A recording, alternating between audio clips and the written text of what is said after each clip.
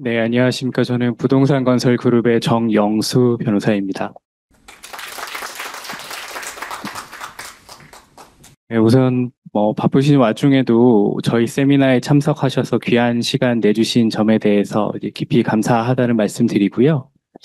저는 설계시공 일괄입찰 공사의 인허가 관련 법적 쟁점이라는 주제로 발표를 하겠습니다.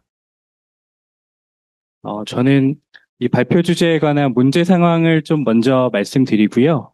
그 설계 변경과 인허가 책임 범위로 유형화해서 각각의 사례에 대해서 이제 살펴보도록 하겠습니다. 먼저 문제 상황에 대해서 좀 정리해서 말씀을 드리겠습니다. 우선 그 설계시공 일괄입찰 공사의 개념에 대해서 간단하게 살펴보면 국가계약법 시행령 제79조에서 정의를 하고 있는데요. 일괄입찰이라 함은 정부가 제시하는 공사 일괄입찰 기본계획 및 지침에 따라 입찰 시에 그 공사의 설계서 기타 시공에 필요한 도면 및 서류를 작성하여 입찰서와 함께 제출하는, 그러니까 입찰을 말한다라고 정의를 하고 있습니다.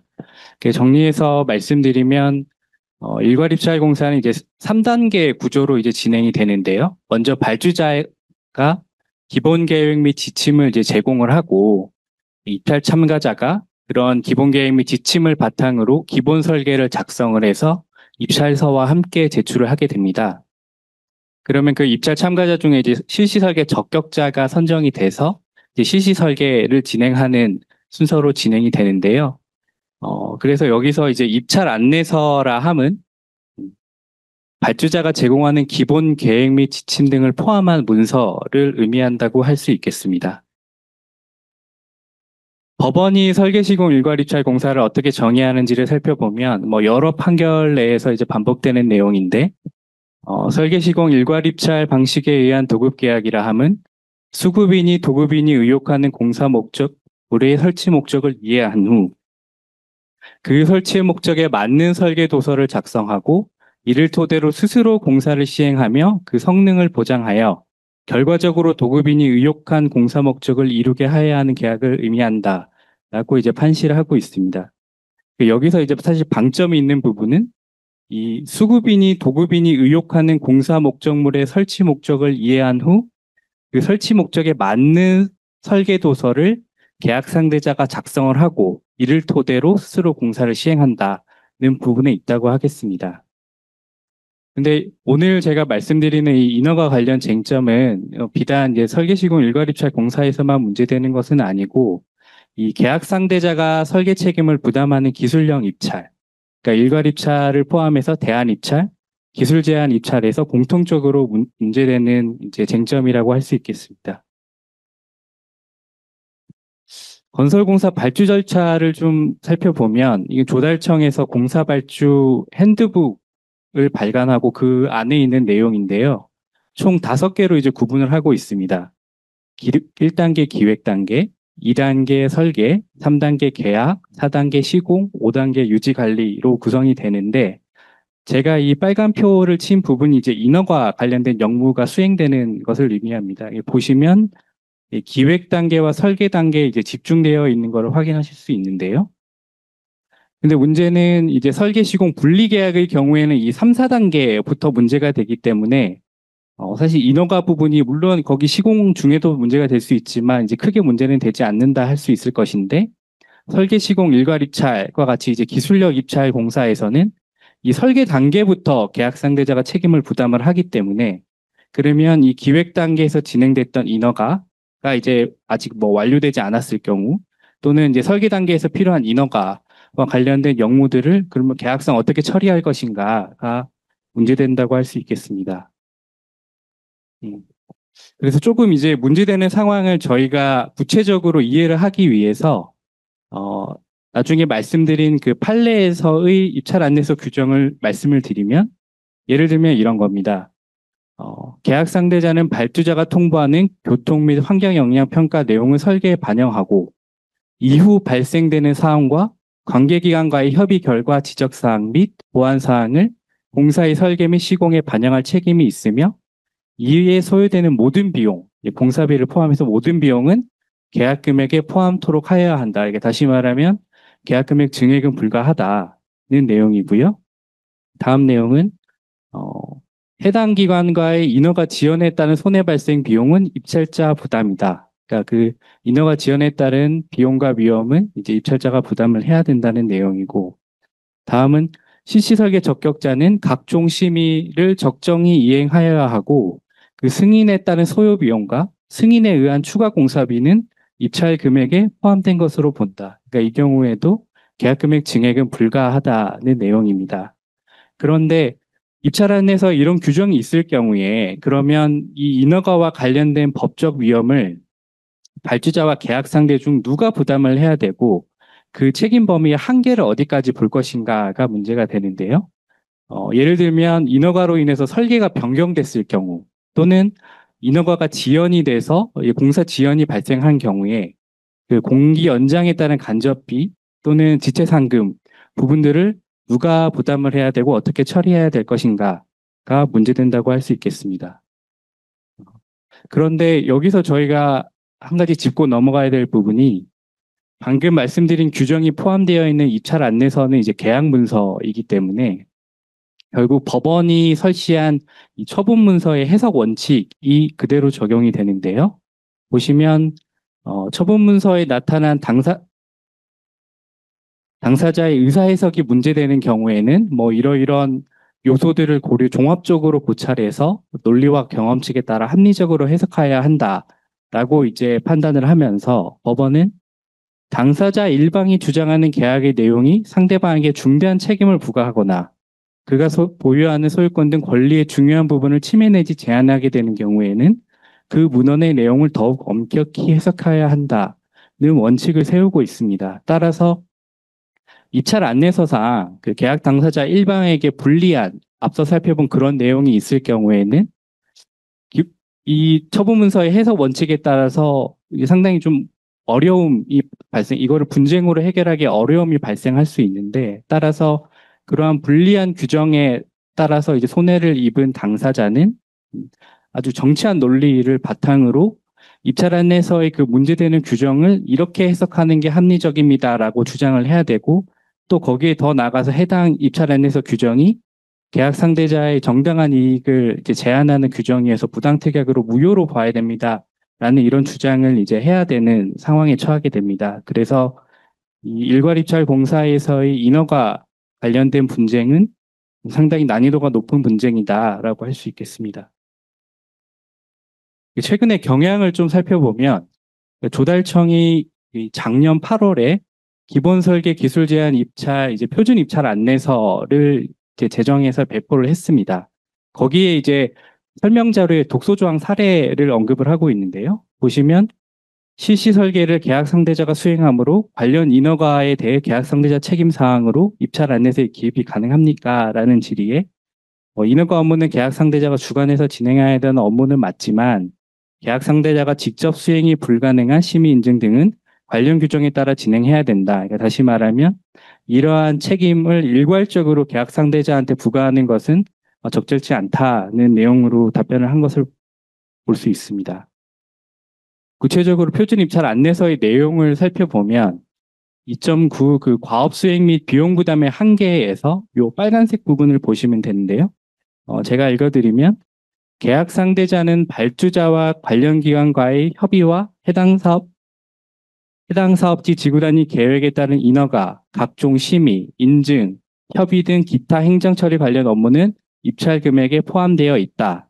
단, 발주기관은 계약 상대자가 대행할 수 없는 인허가, 각종 심의, 인증, 협의 등 기타 행정처리 관련 업무 용역은 추가 발주해야 하며 계약 상대자는 해당 업무에 참여하여 해당 업무를 완수하여야 한다라고 정하고 있습니다. 여기서 이제 추가 발주에 이제 방점이 있는 건데요. 결국 계약 상대자가 대항할 수 없는 업무는 이 설계 시공 일괄 또는 뭐 기술형 입찰 공사의 과업 범위에 포함시키는 게 아니라 발주자가 별도로 발주를 해야 된다는 취지이고, 결국 그러한 인허가, 그러니까 계약 상대자가 대항할 수 없는 인허가에서 발생하는 리스크, 위험은 이 문제되는 공사도급 계약의 과업 범위에 포함이 안 되기 때문에 당연히 이제 계약 상대자한테 이제 전가를 할 수가 없게 되는 결론에 이르게 됩니다.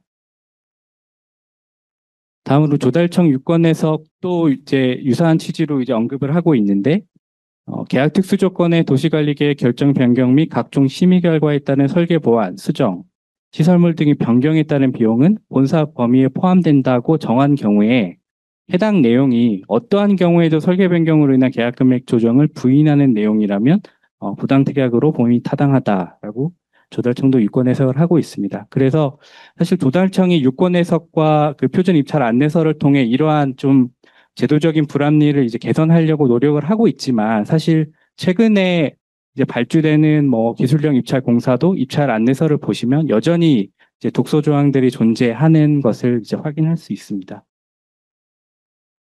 그래서 이제 관련 규정을 좀 살펴보면 이게 인허가 관련된 이제 그 법적 위험이 단순히 이제 설계 변경에만 국한되는 것은 아니지만 이제 관련 규정은 설계 변경에 대해서만 마련이 되어 있습니다.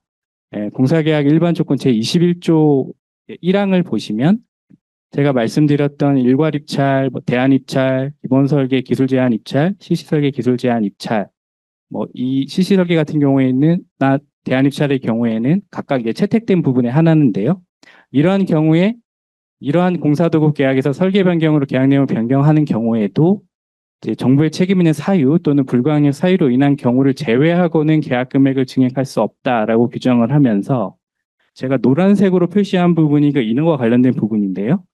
제 3항을 보시면 일괄 입찰과 기본 설계 기술 제한 입찰의 경우에 계약 체결 이전에 환경교통 영향 평가 또는 관련 법령에 따른 인허가 조건 등과 관련해서 실시 설계 변경이 필요한 경우는 이제 실시 설계 적격자에게 책임이 없는 사유이고 이러한 경우에는 설계 변경에 따라서 계약금을 조정을 해야 한다라고 규정을 하고 있고 제 5항은 정부의 책임 있는 사유 또는 불가항력 사유를 구체화하면서 제 2호에서 발주 기간 외에 해당 공사와 관련된 인허가 기간 등의 요구가 있어 발주 기간이 수용하는 경우 6호는 관련 기간의 인허가 불허 등으로 인해서 지질조사가 불가능했던 부분이 있는 경우 이런 사유로 인해서 설계를 변경하는 경우에는 원칙에 대한 예외로서 계약 금액을 증액할 수 있다라고 이제 규정을 하고 있습니다. 그래서 이제 앞으로 제가 판결례를 이제 분석을 할 텐데요. 보시면 이 공사계약 일반 조건의 규정과 입찰 안내서에 규정되어 있는 내용을 어떻게 우리가 조화롭게 해석을 할 것인가가 문제되고 있는 것을 확인하실 수 있습니다. 먼저 설계 변경 사례에 대해서 말씀드리겠습니다. 제가 그 사건 정보와 문제되는 규정, 인허가 관련 경위, 법원의 판단 이런 순서대로 이제 표를 정리해 놨는데요. 첫 번째 사안은 아까 말씀드린 그 공사계약 일반 조건의 규정과 공사계약 특수 조건의 관계가 문제된 사안이라고 할 수 있겠습니다. 해당 사안은 국가철도공단이 설계시공 일괄 입찰 방식으로 발주한 철도 이설 건설 공사에 관한 것이고 해당 사건에서는 설계 변경으로 인한 추가 공사비가 문제되었습니다. 이 사건에서 문제되는 규정을 살펴보면 계약 상대자는 발주자가 통보하는 이게 아까 제가 말씀드렸던 인용했던 그 규정인데요. 교통 및 환경 영향 평가 내용을 설계에 반영하고 이후 발생되는 사항과 관계기관과의 협의 결과 지적사항 및 보완사항을 공사의 설계 및 시공에 반영할 책임이 있다. 그리고 이에 소요되는 모든 비용, 공사 비용을 포함한 비용은 계약 금액에 포함토록 하여야 한다라고 규정을 하고 있습니다. 근데 인허가 관련된 경위를 말씀을 드리면 이 사건에서는 이제 강원도가 지방교통영향심의위원회의 사전검토 결과를 제시를 하면서 이 공사의 과업 범위에 이제 사업계획에 백산 2교 개량을 반영하도록 요구를 하였습니다. 그런데 발주자인 국가철도공단은 강원도에게 해당 요구를 수용하기 어렵다는 의견을 제시를 했고요. 그런데 이후에 강원도는 그 지방교통영향심의위원회를 개최하면서 어떤 식으로 심의 의결을 했냐면 이 발주자가 수용하기 어렵다고 한 내용, 그러니까 백산 2교를 사업구역으로 포함하는 것을 사업 시행자가 수용하는 조건으로 심의를 의결을 했습니다. 그러자 발주자인 국가철도공단은 재차 그러한 요구는 받아들일 수 없다라고 의견을 밝혔는데 그럼에도 불구하고 강원도가 지속적으로 요구를 하니 결국 발주자는 강원도 요구를 수용하기로 하는 내용의 교통영향평가 사전검토 보완서를 제출을 했습니다. 그러면 이와 같은 상황에서 이제 발주자는 뭐라고 주장을 했냐면 이게 지금 교통영향평가와 관련된 내용이니 공사계약 특수조건 제33조에 의하면 교통영향평가 내용을 설계에 반영을 해야 되고 이후 발생되는 사항 플러스 관계기관 간의 협의 결과 지적사항, 보완사항을 공사의 시공에 반영할 책임이 있고 그리고 소요되는 모든 비용은 계약 상대자가 부담하기로 합의하지 않았느냐라고 주장을 했는데요. 이에 대해서 법원은 발주자의 주장과 같이 볼 수는 없고 이 사안은 일반 조건에 따라서 그 인허가 기간의 요구를 발주기관이 수용을 해서 설계 변경으로 인한 계약금액 증액이 가능한 사안이라고 보아야 한다고 판단을 했습니다. 그리고 그 두 번째 문단을 보시면 이 문제되는 조항에 대한 해석론을 제시를 했는데요.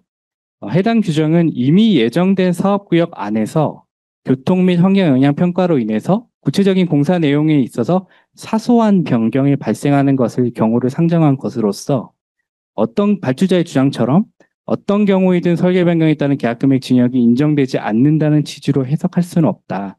그러니까 해당 규정을 상당히 제한적으로 해석을 했는데요.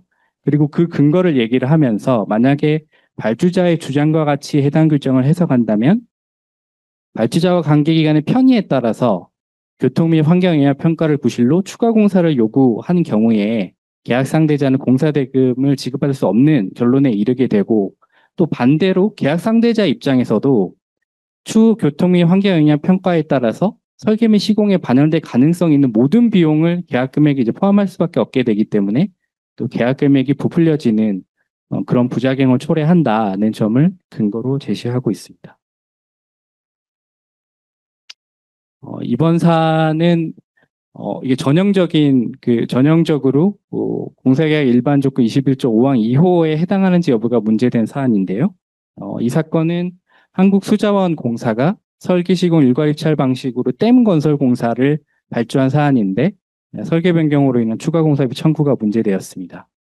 문제되는 규정을 살펴보면 본공사 수행에 필요한 인허가 관련 비용 및 제세 공과금 등 공사 시행 과정에서 발생하는 모든 부대 비용은 계약 상대자가 부담하여야 한다라고 입찰안에서의 비용 부담 한계에서 규정을 하고 있었고 이에 대해서 이 도로조명 허가 기간인 영주시의 인허가 조건 때문에 이 우회 도로를 설치하는 설계 변경이 발생을 했는데 발주자는 해당 규정을 근거로 이와 같은 설계 변경은 계약 상대자의 책임에 속한다라고 주장을 했습니다. 근데 법원은 이 표시한 부분을 보시면 인허가 조건을 충족하기 위해 설계를 변경한 결과 증가한 공사비를 이제 원고들이 부담한다고 해석하기는 어렵다. 그리고 원고들로서도 이 인허가 기간이 영주시에서 우회도로를 설치할 것을 조건으로 도로조명 허가를 함에 따라서 위 조건을 충족하기 위하여 우회도로를 설치하는 것 외에 다른 대안이 없었다. 그래서 이러한 사정들을 종합을 해보면 이는 공사계약 일반 조건에 따라서 계약금액 지갱이 가능한 사안으로 봐야 된다라고 판단을 했습니다. 다음으로는 입찰 안내서상 인허가 기관과의 협의 의무와 설계 변경 사유의 관계가 문제된 사안인데요. 이 사안은 한국농어촌 공사가 설계 시공 일괄 입찰 방식으로 농업용 저수지 뚝 높이기 건설 공사를 발주한 사안이고 설계 변경으로 인한 추가 공사비 청구가 문제되었습니다. 입찰 문제되는 규정을 살펴보면 해당 입찰 안내서에서 계약 상대자는 이 사건 공사의 신설 여수토 방수로와 저촉되는 군도 3호선과의 관계를 상세히 조사 검토하고 해당 관리부서인 장수군과 협의할 의무를 부담하도록 규정을 하고 있습니다. 인허가 관련 경위를 좀 살펴보면 먼저 이 장수군이 이 사건 공사의 발주자인 한국농어촌 공사에게 이 공사 범위에 포함되는 장남 저수지와 관련해서 이 군도 3호선이 장남 저수지 제당의 상부를 통과할 수 있도록 해줄 것을 요청을 했습니다. 이에 대해서 이제 발주자는 그렇게 설계할 경우에는 안정성에 문제가 있기 때문에 장수군의 요청은 수용이 불가하다라고 이제 회신을 했는데 이러한 사실관계가 이루어진 거는 이 사건 공사가 입찰 공고되기 이전에 제가 아까 말씀드렸던 발주자가 기본 계획 및 지침을 수립할 당시에 이러한 의사 교환이 이루어졌습니다. 이후에 그 원고들이 이제 기본 설계에서 어, 여수도 방수로 하고 군도 3호선의 노선이 이제 중첩되는 문제가 발생을 하니까 이걸 어떻게 해결할지에 대해서 군도 3호선의 노선을 변경하는 네 가지 방안을 이제 기본 설계에서 제시를 하면서 각각의 방안에 대한 장단점을 검토하고 그 중에 한 방안인 회피 노선을 기본 설계에 이제 채택을 했습니다. 그래서 기본 설계를 제출받고 발주자는 장수군에게 위와 같은 그 해당 회피 노선 방안으로 선형을 변경하는 방안을 제시를 했는데 이에 대해서 장수군은 그 해당 방안을 검토해 보니 당초 계획했던 공사비보다 공사비가 대폭 증액이 된다. 그에 대한 대책이 필요하다는 의견을 회신했습니다. 이후에 원고들이 장수군과 협의를 해서 이제 군도 3호선을 재당 번면으로 선형 변경하는 방안으로 이제 협의를 했고 그와 같은 내용을 발주자한테 보고를 했고요. 발주자 역시 동일한 내용으로 장수군에 통보를 했습니다. 근데 아까 이제 말씀드린 것처럼 당초에 장수군이 요구했던 거는 재당 상부 통과를 요구를 했던 것이고요. 최종적으로 채택된 것은 이제 재당 번면으로 통과하는 내용인데 뭐 상당히 유사하다고 볼 수 있고, 그러니까 결국 이제 장수군은 장초 요구했던 그 방안을 이제 결국 현실화시키기 위해서 계속해서 동일한 입장을 고수했다고 볼 수는 있는데, 그러면 이러한 설계 변경으로 인한 추가 공사비를 누가 부담을 해야 되느냐와 관련해서 법원의 판단을 좀 살펴보면 여수도 방수로와 군도 3호선의 노선 중첩 문제를 해결하기 위한 원고들의 이 사건 공사 수행상 필요 및 판단에서 원고들과 피고가 적극적으로 장수군과 협의한 그 결과로 설계 변경이 발생을 한 것이다. 즉, 이 문제되는 설계 변경이 인허가 기간에 요구가 있어서 발주 기간이 수용하는 경우에 해당한다고 보기 어렵다라고 이제 판단을 했고요. 다음으로 방금 살펴봤던 그 문제되는 입찰안내서 규정에 의하면 장수군과 협의가 원만히 이루어지지 못하고 노선중첩 문제를 해결하기 위해서 부득이 당초 설계를 변경하게 되었다면 그 결과에 대해서는 원고들이 책임을 져야 된다. 따라서 그러한 측면에서도 해당 설계 변경으로 계약 금액 증액이 불가하다는 취지로 이제 판단을 했습니다.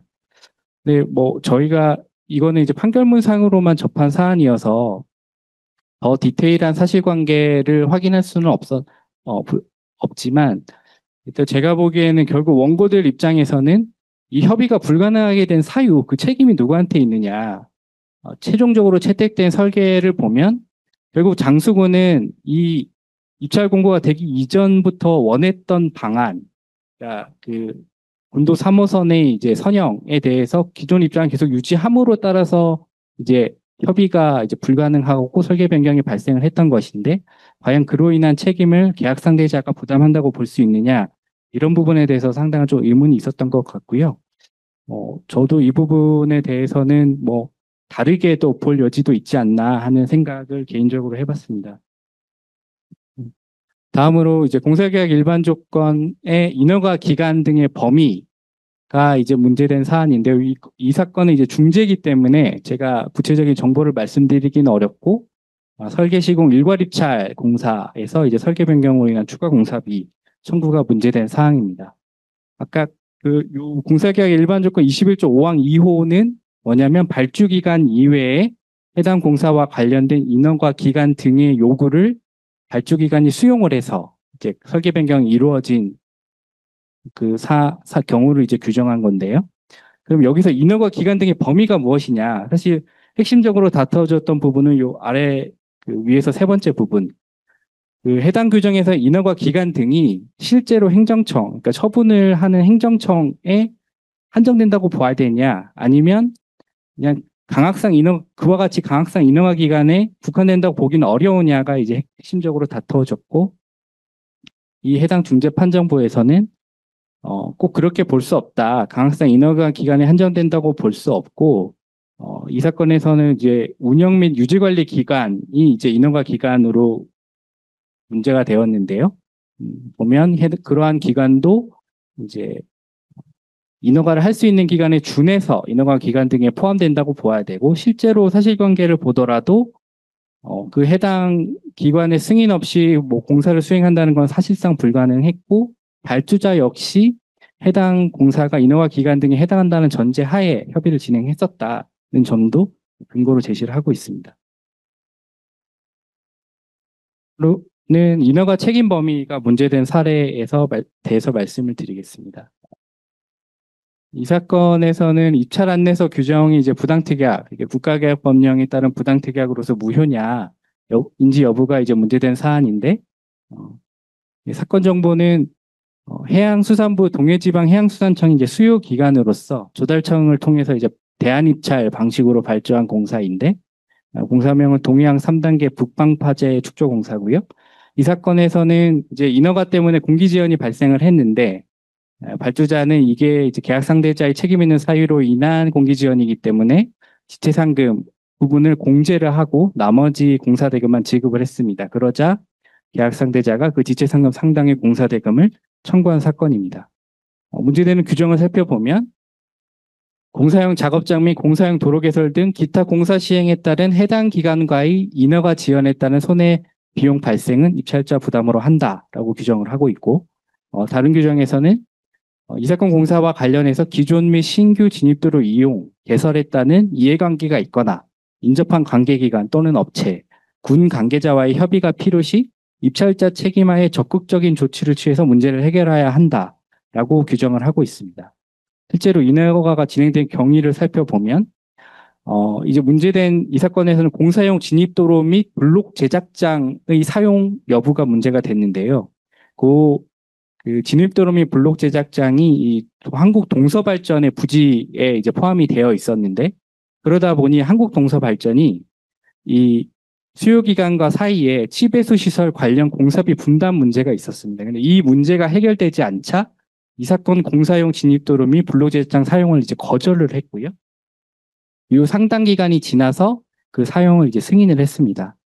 그래서 이러한 그 블록 제작장 공사용 진입도로 사용이 이제 제한됨에 따라서 공기지연이 발생할 수밖에 없었고, 그래서 원고들은 그러한 사유를 이제 공기지연, 공기연장 사유로 제시를 하면서 발주자한테 공기연장을 신청을 했는데 발주자는 이를 거절했습니다.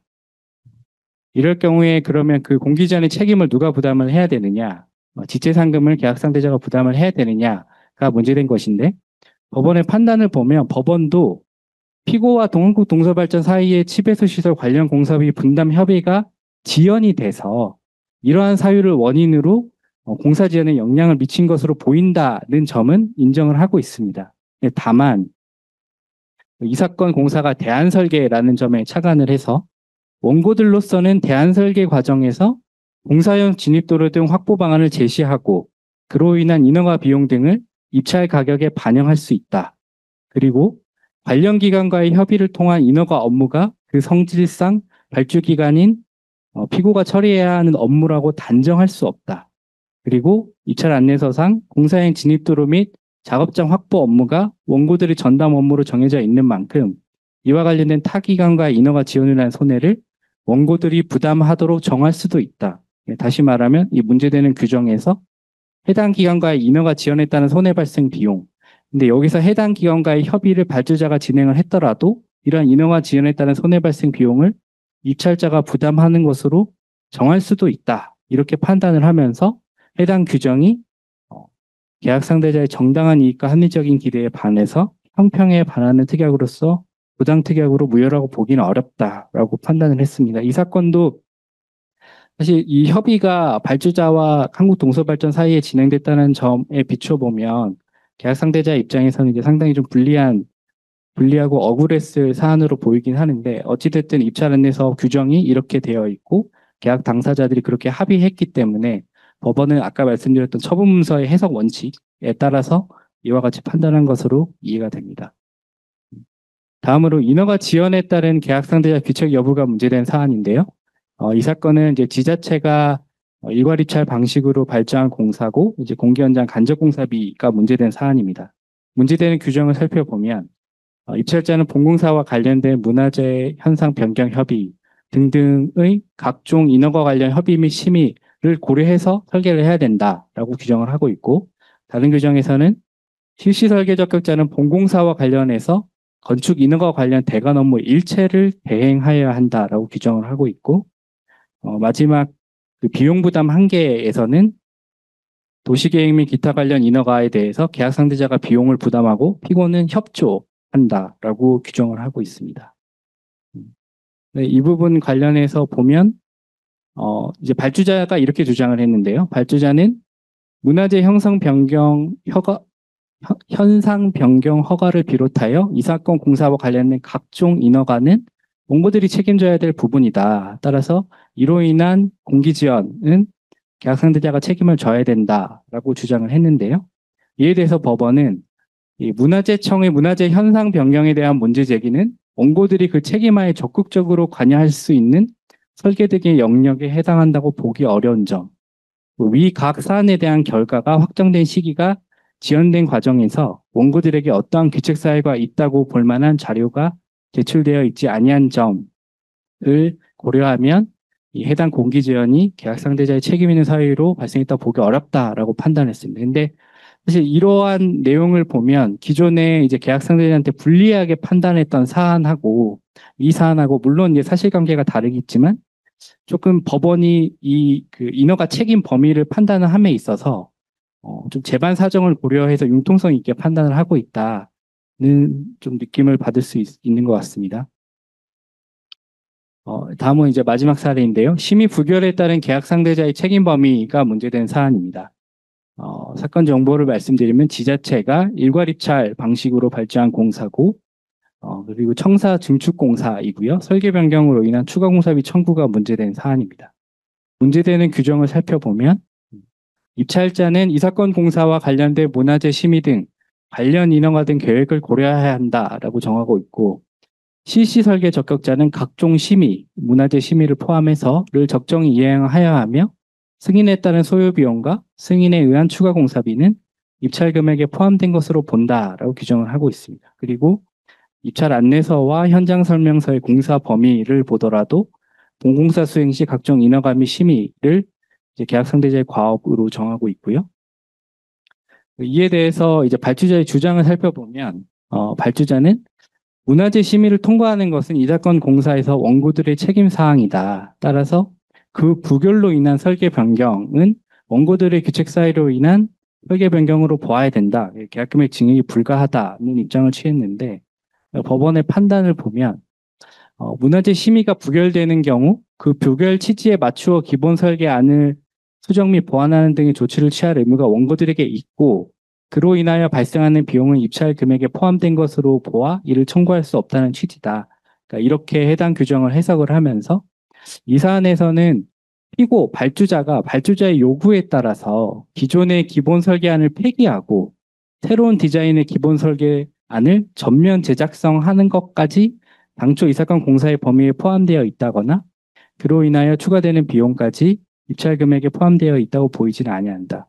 그러니까 다시 말씀드리면 발주자가 그 문화재 심의가 부결된 그 부분을 수정 보완하는데 국한해서 설계 변경이 이루어졌다면 그 부분은 계약 상대자가 부담을 해야 되는 것이 맞지만 이 사건에서는 설계 변경이 단순히 그 부결 사유를 수정 보완하는 데 그치지 않고 발주자의 요구에 따라서 기본 설계안을 전면적으로 제작성하였기 때문에 이 경우에는 그러한 책임이 이제 계약 상대자에 있다고 볼 수 없다라는 사안이고요. 좀 약간 사실관계적으로 특수한 면이 있는 것 같고 아마 발주자의 입장에서는 이 기본 설계안을 전면 제작성화하는 것을 과연 발주자가 요구를 했느냐 그 부분에 대해서 상당히 집중적으로 다투었을 것으로 좀 예상이 됩니다. 예, 제 발표는 여기까지 마치겠습니다. 감사합니다.